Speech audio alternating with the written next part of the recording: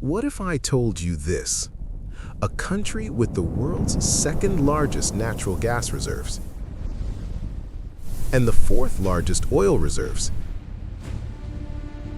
A country with 4,000 years of trade and civilization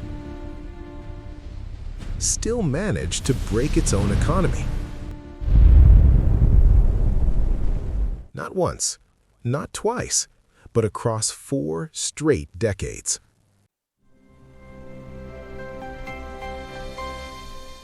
This is not a story about bad luck. It is a story about structural failure. And it matters because the same forces that hurt Iran are showing up in many emerging markets right now. Let's set the scene. It's 1977. Iran is one of the fastest-growing economies in the world. GDP per person is climbing fast. Tehran has a working stock exchange. The country has industry, a growing middle class, and strong ties to Western capital. Then, 1979 happens. Everything changes. The Islamic Revolution does not just remove a government. It tears apart the whole economic system. Property rights are rewritten. Capital leaves.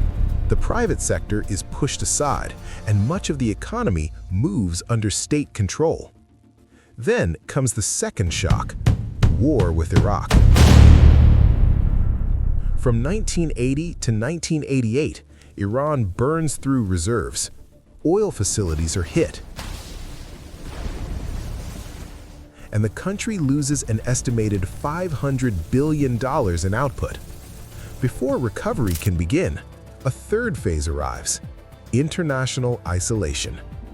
Here is the key point. Iran did not fail because of one bad choice. It failed because every crisis blocked the reforms that could have fixed the last one. That is the pattern, and that is what matters.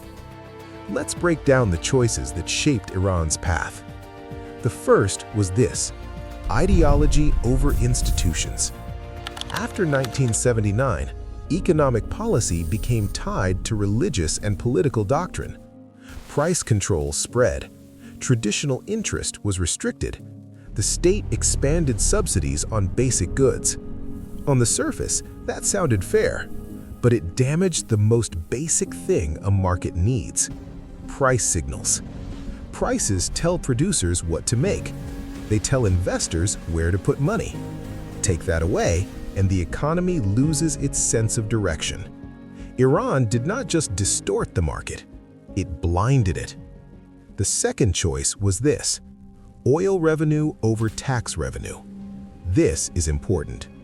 When a state funds itself with taxes, it needs private businesses to succeed. It has a reason to support growth. But when a state funds itself with oil, that pressure disappears.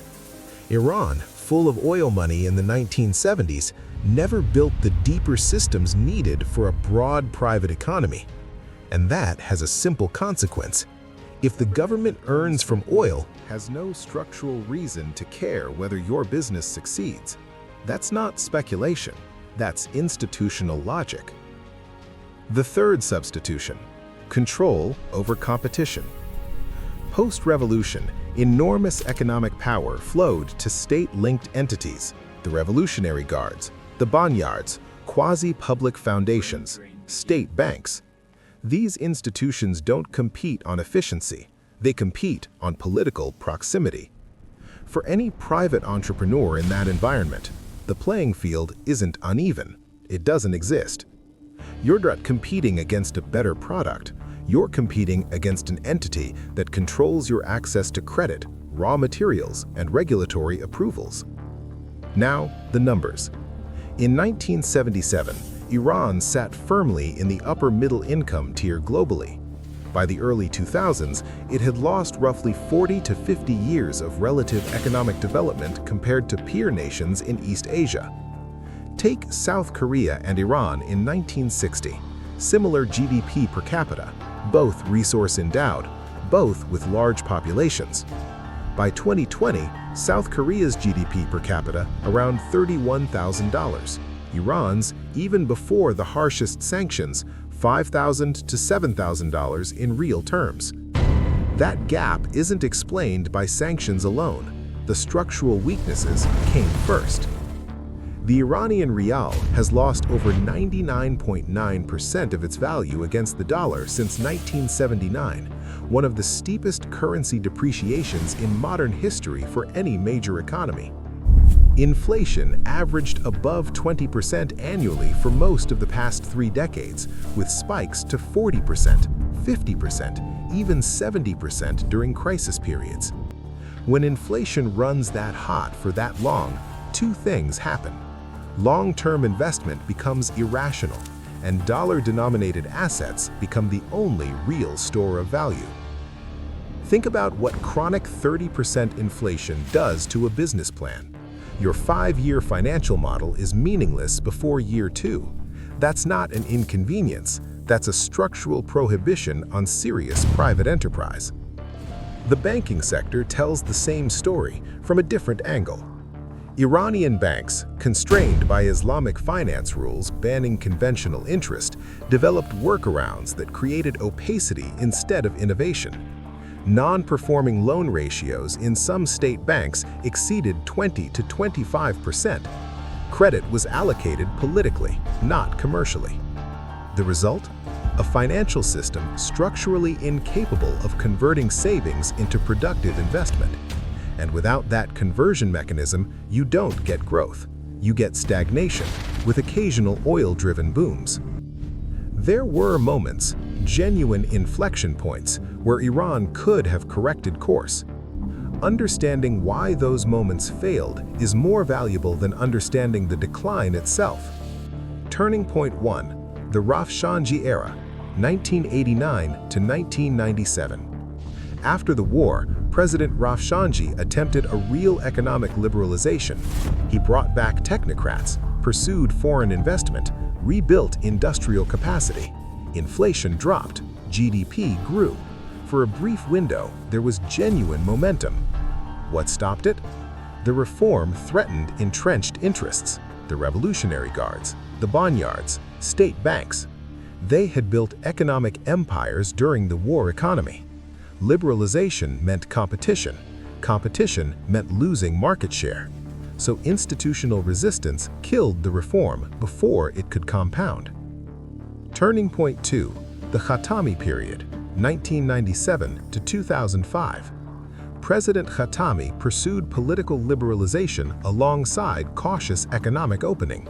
Foreign investment ticked up. A nascent tech sector began forming in Tehran. What killed this moment?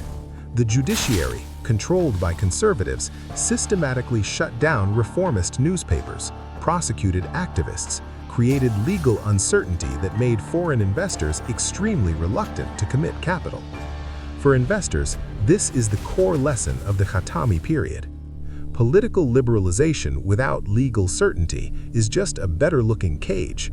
Capital needs predictability more than it needs freedom. Turning point 3. 2005 to 2013. This is where structural weakness became existential crisis. Massive cash subsidies, money printing, confrontational nuclear posturing.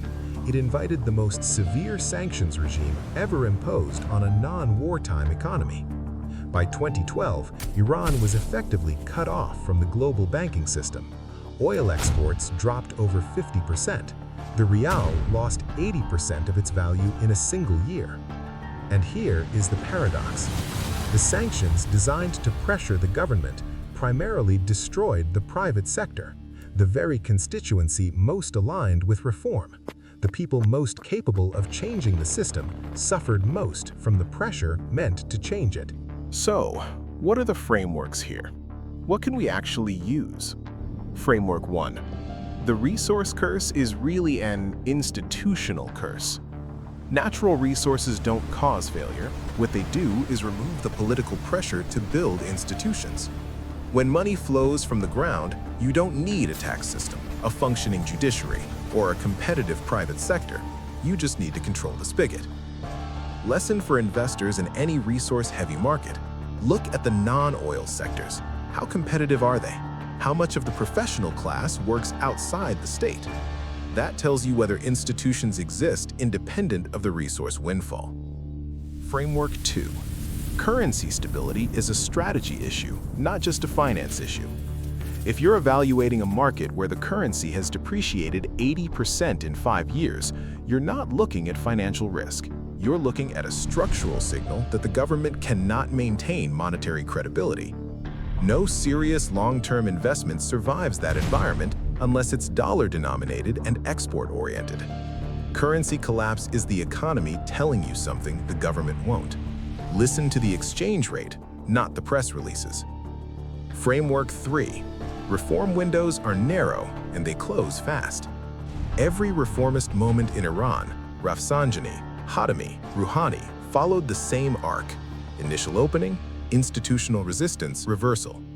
In politically constrained economies, the reform window is typically 18 to 36 months before entrenched interests reassert control.